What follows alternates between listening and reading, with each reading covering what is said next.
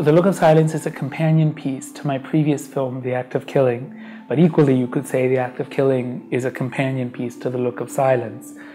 So you don't have to see The Act of Killing first to see The Look of Silence. In a way, both films explore what happens when you have a genocide and the killers win and rule over a whole society and keep the whole society in the grip of fear and silence. And in The Look of Silence, a survivor of the genocide discovers through my footage with the perpetrators, and in that footage the perpetrators are boastful, discovers how his older brother was killed and decides that he wants to break the silence that the survivors are living under by confronting all of the men who killed his brother. Tinggal cerek di antara pembunuh anak mama. Tiap hari mama ndelok raya wong iku.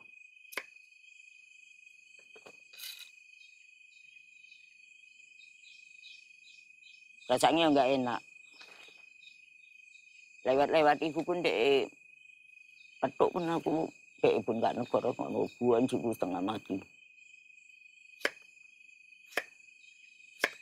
Benci aku. Well, I began making my exploration of the 1965 genocide on an oil palm plantation with survivors living on that plantation.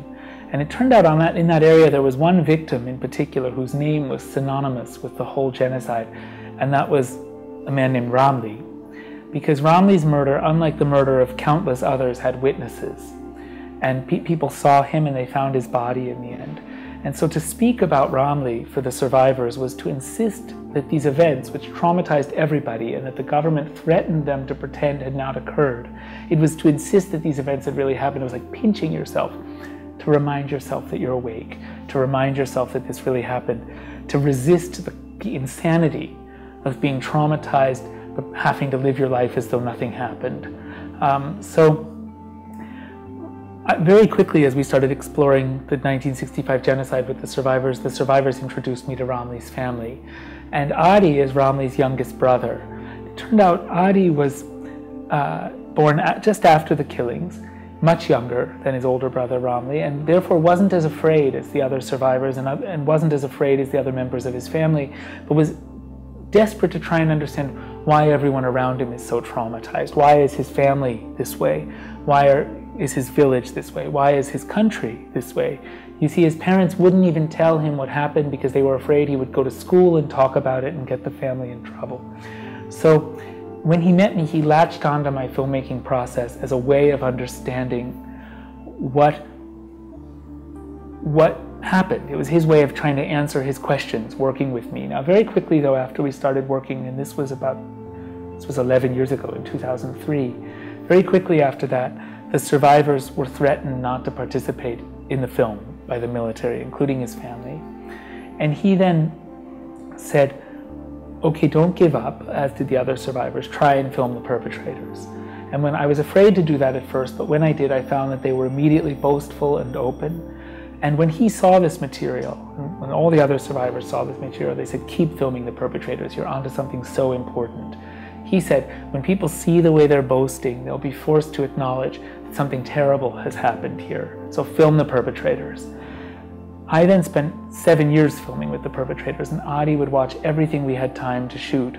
I always knew we would make two films, one about what happens when killers win, a film about denial and storytelling, fantasy, escapism, and guilt, the moral vacuum of a society built on terror and lies. That became The Act of Killing.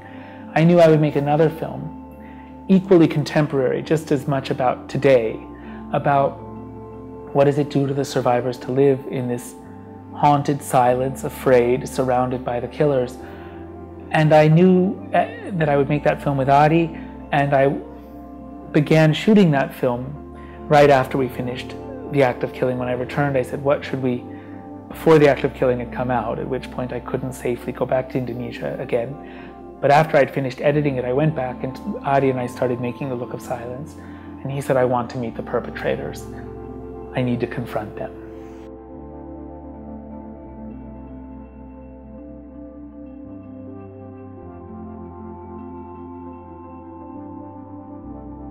The perpetrators you see in The Look of Silence, in fact, I'm not particularly close to. In the act of killing, I get very close to them. To get them to simply open up and boast the way you see in the Look of Silence requires almost no effort. You simply turn up with a camera. It's not possible anymore now that the act of killing has come out and perpetrators in Indonesia and perpetrators no longer boast. But you turn up, I would turn up with a camera, and immediately they would start recounting the worst details of the killings with smiles on their faces in front of their children, even their grandchildren. And in a way, the whole film, The Act of Killing, was my attempt to try and understand, why are these men so open? What does it mean? What are they doing by boasting? For whom are they boasting? What are they trying to achieve? How do they want to be seen? How do they really see themselves? What are the effects of this frightening boasting on their whole society? But of course, with the main character in The Act of Killing, Anwar Congo, I become very, very, very close. And that I did the same way you would get close with someone, to be honest, to be loving, to be present, and to listen. When I was filming the perpetrators for the first time and encouraging them to tell me what they did, of course I wouldn't risk them shutting down and not telling me really crucial historical information, which I should mention has been, some of which has been the basis for, or a part of the National Human Rights Commission in Indonesia's big investigative report, 850-page report about the genocide. So I was gathering primary information about this genocide, and I wasn't going to risk that by showing the perpetrator grimacing behind the camera about how awful these stories are. But with Anwar, particularly after he opened up with me about his own nightmares, which he did very quickly, I also opened up with him saying, these are really terrible things you're telling me, and the things you've done are traumatizing to listen to and really terrible. I mean, you hear me in The Act of Killing confronting the perpetrators. You hear me tell Adi, don't you think this is a crime against humanity? How would you respond if you're brought to The Hague to face an international tribunal? So once I got to know them, I was very open.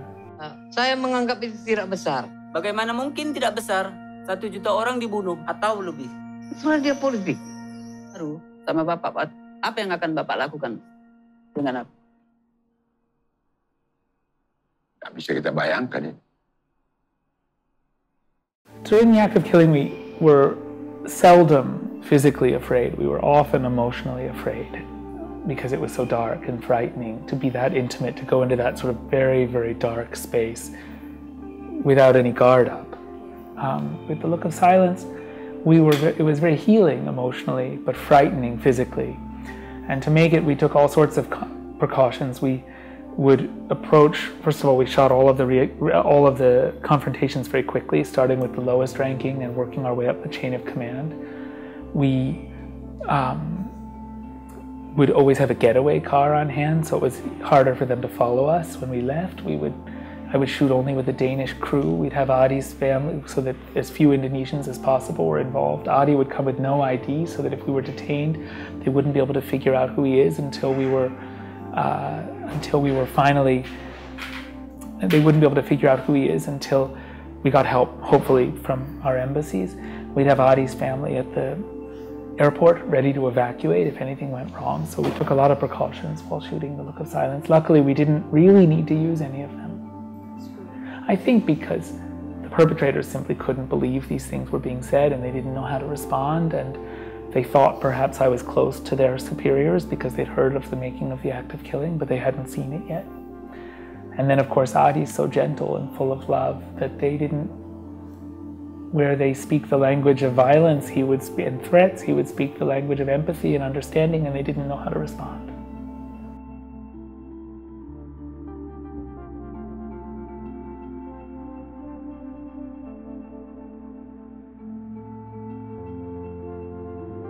Well, The Act of Killing, we couldn't release it through cinemas in the normal way, because to do that you have to submit it to a censorship board, and we were pretty certain the film would be banned. If it's banned, because they ban films for political reasons in Indonesia, if it's banned, it becomes a crime to watch the film at all. If it's a crime to watch the film, that's an excuse for the paramilitaries and the perpetrators and the army to physically attack screenings and people holding screenings. So we didn't dare submit it to the censors. Instead, we built up a kind of alternative infrastructure of community screenings, which allowed the film to be screened thousands of times in Indonesia. initially in secret, but then gradually publicly, because the media responded so positively to the film. We then made the film available for free download in Indonesia. It's been downloaded millions of times. It's also on YouTube in Indonesia. The film, that process helped catalyze a transformation in how Indonesia talks about its past. So just 2 days ago, we were able to have the Indonesian premiere of The Look of Silence, and it was in complete contrast to The Act of Killing. It was in Indonesia's largest cinema. It was hosted by the government, the National Human Rights Commission, and the Jakarta Arts Council. And there was a wonderful reaction. It was hosted by a great many Indonesian celebrities, in fact. And there was a long standing ovation for Ari after each screening, 10-minute standing ovation. There's a real sense that into the space opened by The Act of Killing now comes The Look of Silence, showing just how urgently Indonesia needs truth and reconciliation, just how torn the fabric, the social fabric is, and how Ari provides this dignified, gentle, loving model for what truth and reconciliation could look like.